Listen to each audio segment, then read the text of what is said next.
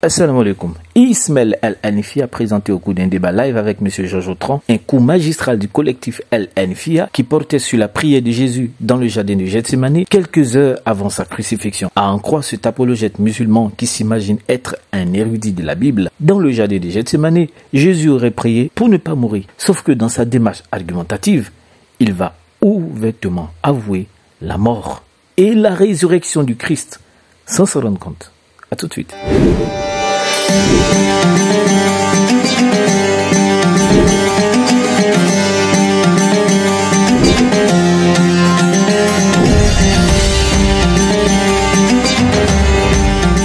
Quand M.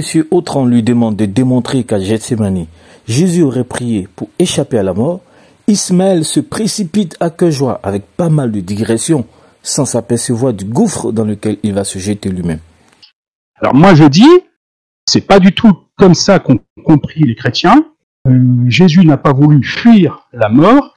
Par contre, vous, je comprends pas comment vous allez prendre le texte de Gethsémani pour être amené à dire que c'est bien la mort et c'est seulement éviter la mort que Jésus a demandé. Et puis après, moi je vous le dis à l'avance, après on verra comment vous allez nous expliquer quelles sont les conséquences de cela. Comment cette prière a-t-elle été gérée par le Père? Mais d'abord, oui, où est l'expression de « je ne veux pas mourir » Où est-ce que tu as vu ça? Déjà, à la base, la première fois, si vous voulez, qu'on entend parler de la prière de Gethsémani, c'est dans Matthieu 26. Le problème, c'est que, Jésus, que la paix divine soit sur lui, il va donc prendre avec lui 3 de ses disciples. Et il va aller vers l'avant et il va prendre un petit peu de distance. Et il va être éprouvé, il va commencer à rentrer dans une phase d'angoisse et il va prier. Monsieur Autran nous dit que Jésus ne veut pas mourir. Lorsque Jésus, il dit « Père, éloigne de moi cette coupe », la coupe, c'est la mort. Et même et tout, dans les commentaires bibliques, la coupe, c'est la mort. C'est connu de toute façon. C'est-à-dire et tout, même vous et tout qui êtes... c'est-à-dire que même vous, si vous regardez, entre guillemets, d'après tous vos textes de référence, vous allez trouver que la coupe, c'est la mort. Le Christ, que la paix divine soit sur lui, ça sera mon dernier point, je vais atterrir dessus tout de suite. Le Christ, que la paix divine soit sur lui, a clairement demandé de ne pas mourir, bien sûr. Quand il dit « Père, éloigne de moi cette coupe », la coupe, c'est la mort. C'est une évidence absolue. Donc, si tu reformules la prière de Jésus, ça veut dire « Père, je ne peux pas mourir ». C'est ça que tu es en train de expliquer? Oui, monsieur Autran. Je réponds rapidement. Bien sûr, selon moi, monsieur Autran, « Père, éloigne de moi cette coupe », ça veut dire « Père, éloigne de moi la mort ». Merci. Ismaël est formel. La coupe à laquelle Jésus fait allusion est le symbole de la mort. Alors, quand M. Autran lui demande si la prière de Jésus pour ne pas mourir a été exaucée ou non, sa réponse est non, Jésus n'est pas exaucé selon le texte biblique. Selon ce que tu viens de dire immédiatement, qu'est-ce qui se passe? Jésus est exaucé? Non, Jésus n'est pas exaucé, bien sûr, selon le texte biblique. Non, Jésus n'est pas exaucé, bien sûr. Selon le texte biblique. Il renchérit pour dire que cet épisode de Gethsémani, s'il est pris dans la perspective islamique, prouverait potentiellement que Jésus n'est pas mort à la croix. Selon l'islam, oui, si on prend ce texte-là qui n'est pas rapporté dans le Coran, mais oui, potentiellement, ça peut être un texte intéressant qui pour nous prouve que Jésus n'est pas mort à la croix. Merci. Seulement voilà, quelques minutes après, sous le feu des questions de M. Autran, Ismaël Al-Hanifi va rectifier son tir. Il dit maintenant que la prière de Jésus à Gethsémani a été exaucée. Alors déjà, moi j'ai pas dit que Jésus, était exaucé à Gethsémani. Par contre, effectivement, Jésus, c'est pas moi qui l'ai dit, c'est Jésus. Sera-t-il exaucé ou sera-t-il pas exaucé? Merci beaucoup. Si on prend le texte biblique, selon Jésus, que la paix divine soit sur lui, Jésus l'a dit dans Jean 11,42, moi je sais que tu m'exauces toujours. Oui, donc il est exaucé. Bah oui, selon la Bible, oui. Donc il est exaucé. Bah oui, selon la Bible, oui. Donc il est exaucé. Donc, oui, selon la Bible. Ça saute aux yeux. Le zélateur musulman se contredit lui-même. Dans un premier temps, Jésus n'est pas exaucé selon le texte biblique. Non, Jésus n'est pas exaucé, bien sûr, selon le texte biblique. Et dans un second temps, il est exaucé selon la Bible. Donc il est exaucé. Bah oui, selon la Bible, oui. Cette spirale de confusion dans laquelle Ismaël se voit entraîné n'est pas de son fait. Il est juste victime d'une mauvaise interprétation de nos textes, comme c'est toujours le cas. En effet, suivant sa première hypothèse selon laquelle Jésus ne fut pas exaucé dans sa volonté de ne pas mourir, Ismaël est obligé de conclure que Jésus est mort. C'est imparable.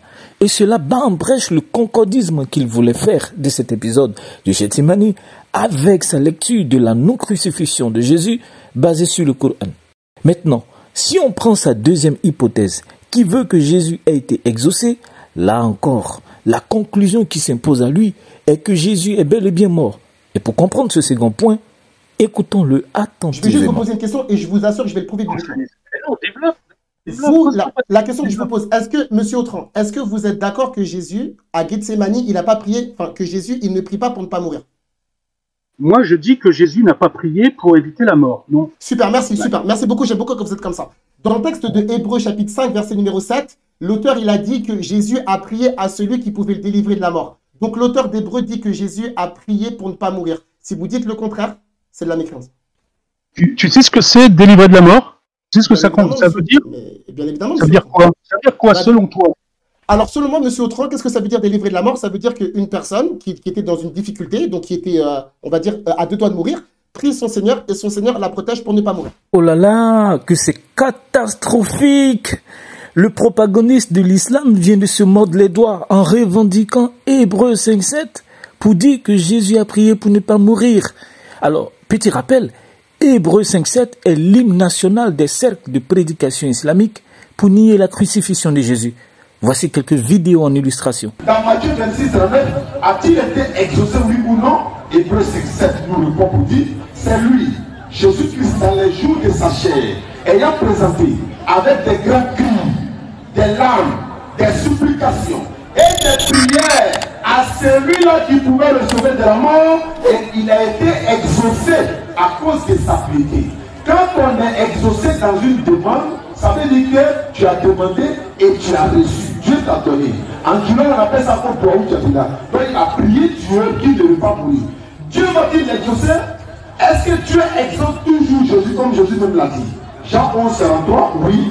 Le Père, je sais que tu m'exauces toujours. Maintenant, il sera demandé qu'il ne veut pas mourir. Il va mourir? Non. Il ne va pas mourir. Nous allons essayer d'évoquer un petit verset que les gens essaient de donner une interprétation, mais qui fait couler d'encre, puisqu'elle frappe en d'autres termes l'une de leurs doctrines. Et si vous remarquez bien, nous allons voir ce verset dans la Bible. Ici, mon frère. Hébreux 5, le verset 7. Ouais. C'est lui qui, dans le jour de sa chair, ayant présenté avec des grands cris et avec l'âme des prières et des supplications à celui qui pouvait le sauver de la mort, ayant été exaucé à cause de sa piété. Alhamdulillah. Nous musulmans, immédiatement, dès qu'on veut analyser ce verset, nous disons que Jésus n'est pas mort. Il n'a même pas goûté à la mort d'abord. Dieu l'a exaucé. Ensuite, et ayant été exaucé à cause de sa piété. Mon frère, c'est écrit où qu'il n'a pas été crucifié. dans le verset, écoute-moi le français. On dit, celui qui, Jésus-Christ, dans les jours de sa chair, ayant présenté avec des larmes, des prières, des supplications à Dieu qui pouvait le sauver de la mort. Et il a été exaucé à cause de sa piété. Il a été exaucé à quoi? Contre quoi? Contre la mort, contre nos folies. Tu ne vois pas le verset à 2. Dieu pour tous. Aujourd'hui, là, c'est les musulmans qui t'enseignent la parole. Tu vois comment c'est chic? Ah oui, c'est bien chic tout ça quand on est en face des foules qui ne maîtrisent rien au texte et ne font qu'applaudir. Le problème avec ces pseudo-interprètes de la Bible, avec à leur tête Ismaël al-Hanifi, c'est qu'en citant Hébreux 5.7, ils ne se rendent pas compte qu'ils crucifient leur propre théorie de la non-crucifixion de Jésus. Tout d'abord, avec beaucoup d'ignorance et une hypocrisie notoire, ils ont camouflé le contexte, chose qu'ils exigent pourtant quand un contradicteur cite un verset du Coran.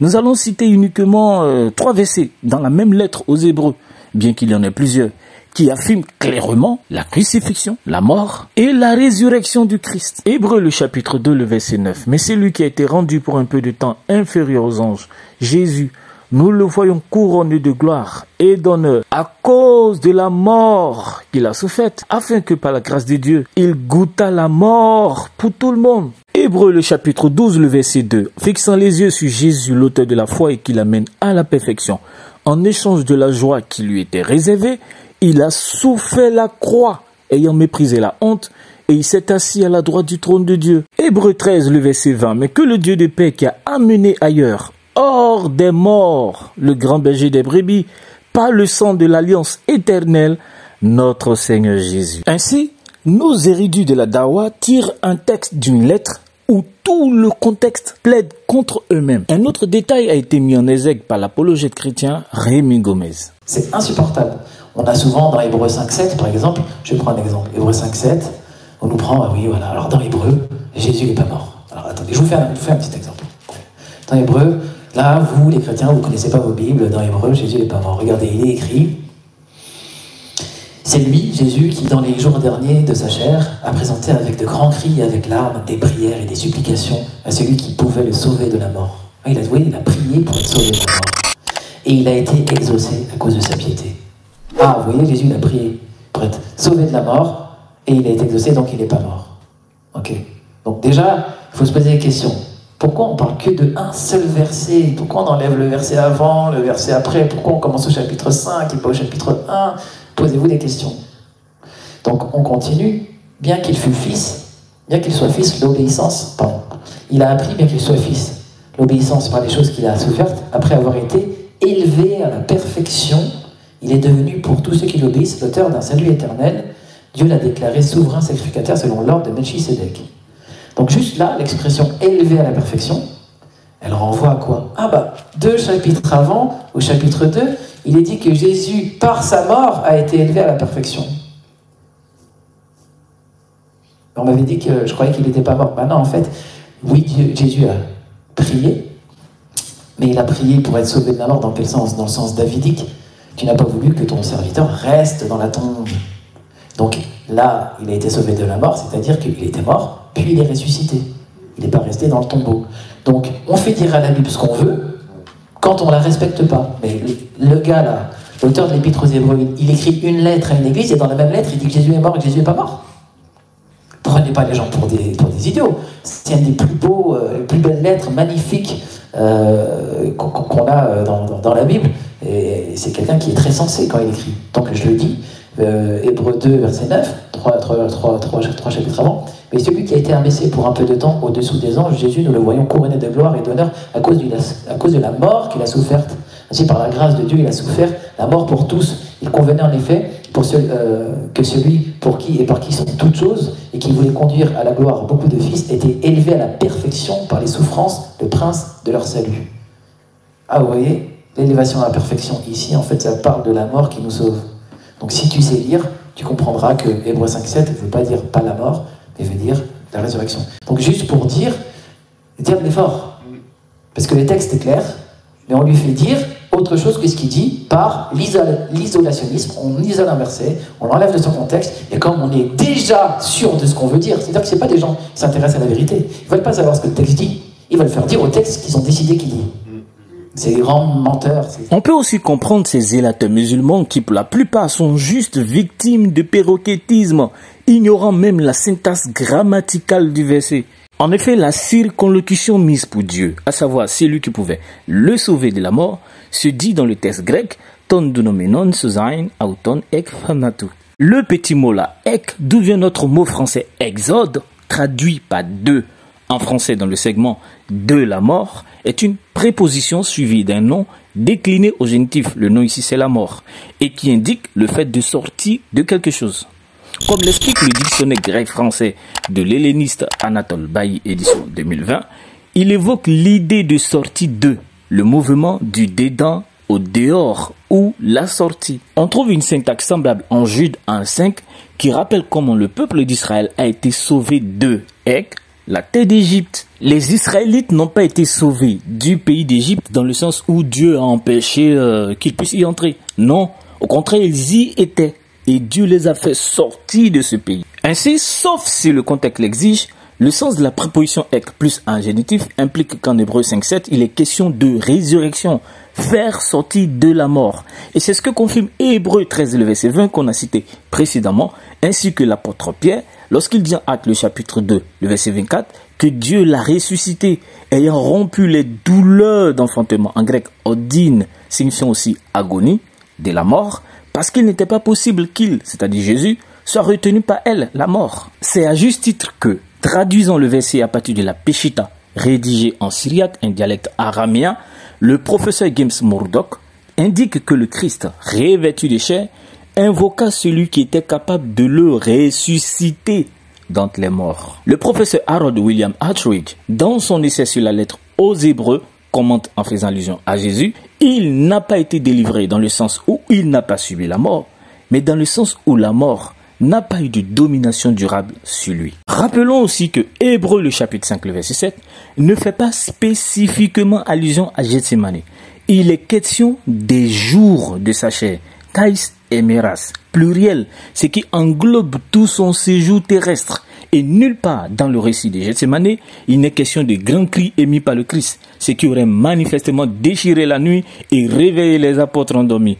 Comme le souligne le professeur James Thompson, bien que cette description puisse rappeler au lecteur la prière de Jésus à Gethsémani, l'auteur ne se limite pas à cet événement. Au lieu de cela, son objectif est de souligner que Jésus a partagé la même angoisse que celle que la communauté a affrontée. Et d'ajouter, l'auteur fait écho aux appellations juives familières de Dieu lorsqu'il parle de la prière de Jésus à celui qui pouvait le sauver de la mort. Ce thème pour Dieu ne suggère pas que Jésus a prié pour éviter la mort. En effet, comme l'a dit l'auteur plus tôt, Jésus a détruit par la mort celui qui avait le pouvoir de la mort. En conclusion, Ismaël el-Hanifi s'est rendu coupable de falsification de sens et pris dans le piège de sa négation de la mort de Christ.